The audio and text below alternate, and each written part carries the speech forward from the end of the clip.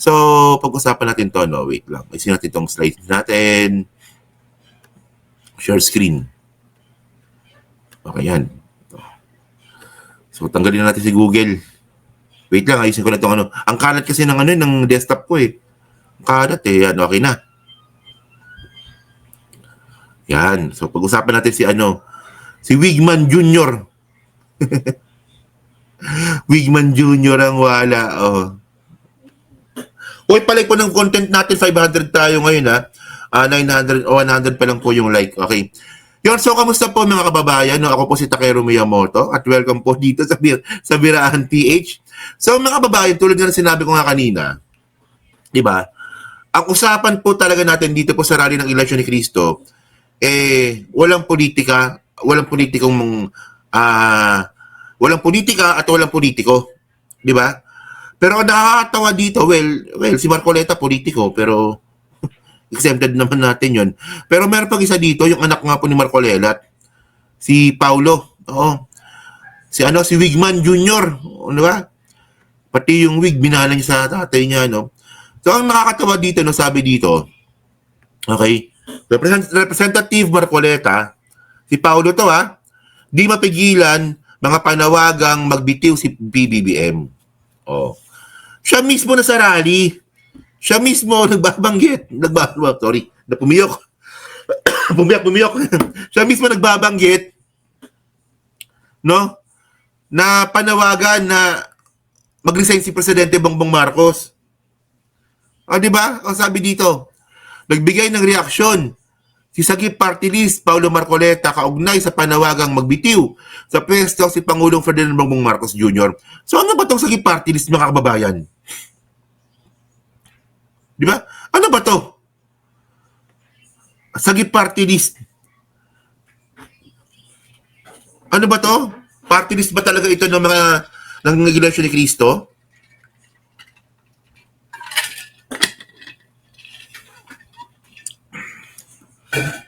Parang ano? Parang sibak. O wala ng rally, dapat daw, sabi daw wala na rong rally. Party list ba ito ng Iglesia ni Cristo? Parang sibak party list ba to? Yung Sagip party list po na yan? O sabi dito, so sa eksklusibong panayam ng balita nitong Lunes, November 17, so kahapon to, sinabi ni Marcoleta na hindi niya mapipigilan kung anuman ang maging sa loobin ng mga tao. O provocation po ito. Alam niyo yung mga ganyang klaseng mga salita, mga mga kababayan, provocation po ito. No, para sinasabi po dito ni Paulo Marcoleta, well, kung gusto niyong guluhin ninyo. Wala akong magagawa, madami kayo eh. Di ba? Sagip party list. Party list ng mga magdanakaw, Takero. Yan, so sabi po dito, no, hindi ko mapigilan kung ano ang maging sa loobin ng tao dahil kanila yon, kanilang sa loobin yan.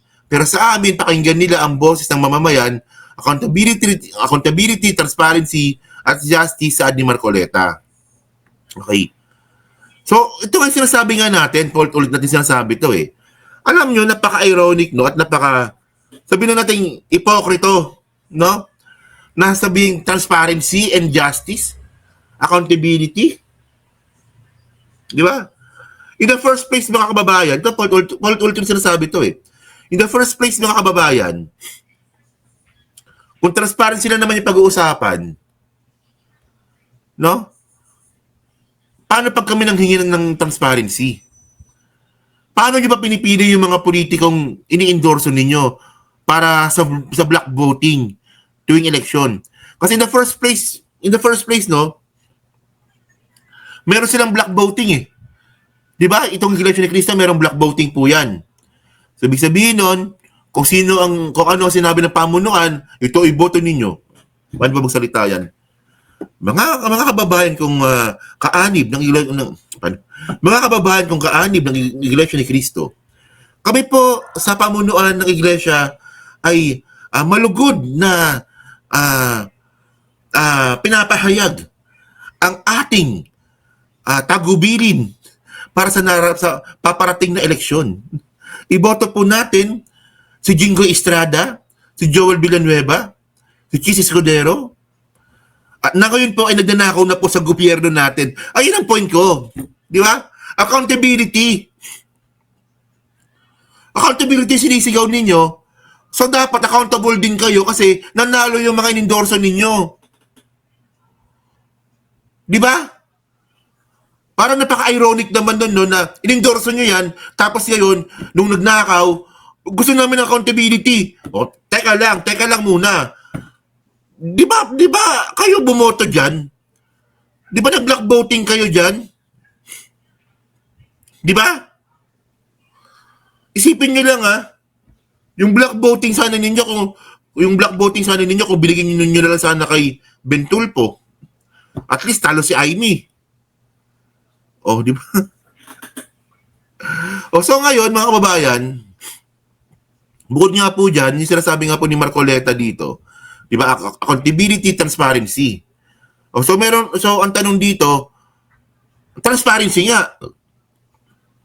Paano nyo pinipili yung mga ini-endorso ninyo? Paano? Di ba? Kasi paano pag kami nanghingi sa inyo niyan? Transparency at accountability. Paano nyo ini-endorso? Ano ang mga rason? Ano ba? Binayaran ba kayo? May kasunduan ba yan? Di ba? May pabor ba kayong hinihingi na pag nanalo, posibleng ibigay? Ayun ang tanong natin dito. Kung kayo, may tanong kayo, ewan ko lang kung totoo yung tanong ninyo, kami rin may tanong din kami. Kasi, to be honest, hindi lang kayo religion eh. Powerhouse din kayo sa politika eh. May impluwensya kayo sa politika eh. Oh. So ngayon, tinan nyo to Oh. Kaya naman, umaasa ang kongresista na pagkatapos ng kaliwat ka na protesta ay mapapanagot na sa issue ng korupsyon ito sa Pilipinas. O, di ba? So, meron naman Di ba? Meron nang papakulong, di ba? Ito in my own opinion, no? Kasi nga po, nangako na po si Presidente Bongbong Marcos na meron na sila papakulong bago magpasko. Nangako na rin po ito si Boying Rimulya na bago mag-December 16, may arrest warrant na. Di ba yung arrest warrant po na yan, non-bailable yan. Alam nyo, kapag ito po hindi po natuloy, magbabackfire po ito sa Presidente. Maraming mainis sa Presidente. Maraming mabibwisit po kay Boying Rimulya. Kaya syempre, parang ahawa nyo na, kung ano man yung sinabi ninyo na may makukulong sa bago mag-December 16, sana matuloy. Di ba? So ngayon, mga kababayan, ito pa. No? So ito pa nga po yung report ng News 5 ng TV5. Doon nga po sa Iglesia ni Cristo Rally. Wala lang, share ko lang to, no? Tingnan niyo to. Ito, sige. Ni Cristo na pinilit at binayaran ang mga miyembro nila ng 3,000 piso para dumalo sa malawakang rally sa Maynila. Hindi rin daw sila bahagi ng umuugong na destabilisasyon at gusto lang mangalampag kontra korupsyon. Live mula sa Quirino Grandstand, nasa frontline ng balitang Diba? Di rin sila binayaran. Wala naman tayo nakitang ebidensya na nakabayaran sa rally. Baka bago mag-rally nakabayaran. Pero tinan niyo yung mga sagot nila, no? Yan si Mon Gualvez. Mon, anong update dyan? 650,000 sa kabuuan ng unang araw nga ng protesta. Kasabay nito, pinabulaanan at talagang itinanggi ng mga miyembro ng Iglesia ni Cristo na silang araw ay pinilit at binayaran umano para lang sumali sa ginagawang 3 araw na peace rally. Sa ikalawang araw ng kilos protesta ng Iglesia ni Cristo, libo-libo pa rin ang patuloy na nangangalampag ng transparency at accountability. Tingnan niyo, kung libo-libo ito, kung 3,000 pesos kada tao, laking pera nun, no? Laking pera nun. Di ba? Pero by the way, ang point natin dito, no? Nagkabayaran man o hindi, gumastos pa rin ang iglesia dito. Di ba? Ako hindi ko kinu-confirm na nagkabayaran. Kasi mahirap yung nabibintang tayo ng walang ebidensya. Pero malinaw dito, di ba, nakabayaran man o hindi, gumastos po yung Iglesia ni Cristo dito. Ano yan? Yung pag-transport ng mga tao from probinsya, naglakad lang yan? Yung mga pagkain ng mga yan, ano yan? Ano yan? Kanya-kanya sila doon? Wala ako sa inyo. Oh, yung yung stage. Ano yun? Libre. Yung kuryente yung babayaran nila, libre. So, gumastos po yung iglesia dito. So, may pera. No, so ang tanong, ayokong pasukin to pero ayokong banggitin to, pero ang tanong, may naghihirap pa ba sa Iglesia ni Cristo ng mga miyembro? Di ba? Lahat ba ng miyembro ng Iglesia ni Cristo middle class? Nakakakain ba ng 3 beses ang araw yung mga miyembro ng Iglesia ni Cristo? Hindi ako, natatanong lang ako. Tatanong lang ako. Di ba?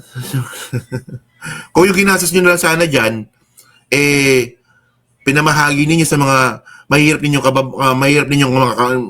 ninyong kapatiran, o kaya nagbuo kayo ng isang tawag nito, isang maliit na negosyo, ipuhunan ninyo sa maliit na negosyo para sa miyembro po ng mga kapatiran na mahihirap. Malaking pera dito. Malaking pera po yan. Yung ginastos sila dyan, malaking pera yan. O yung van nga pala, bayad for 3 days yun. Sigurado yun. Kasi maghihintay sila doon, di ba? So, wala ko naisip ng ibang pero ayoko sa pangimasukan yan. Pero gumastos po yung Iglesia ni Cristo dito. Sa Quirino Grandstand sa Maynila. Kaliwat ka ng tent nang itinayo sa lugar at may mga nakalatag na ring trapal sa Yung mga tent, ano ba yan? Libre ba yung tent? Libre yung tent. Donation ba yung tent? Oh. So, tingnan ninyo so ang ending, ang gusto ko ipaiwatig dito. O, di ba? Nagprovoke si Paolo Marcoleta ng rally or ng kaguluhan, kasi para sa akin parang ganoon lumabas Di ba? Pinaghandaan po nila ito. Di ba? Gumastos sila dito. So ang ending, ano nangyari? May napala kayo? Di nga. Ano napala natin dito? Anong benefits nito? Wala, pinakita lang nila na malakas sila. Ganito kami kadami. So yun lang yun. Alam na namin yun Ibinawa sa ikapu. Wala, may ikapu ba yung iglesia? Alam ko, wala Pero marami silang donation. May lagak. May banal na hapunan, lagak, banal na hapunan, lagak para sa mga namatay, tapos lagak para sa kapilya. Padami silang lagak. Lagak!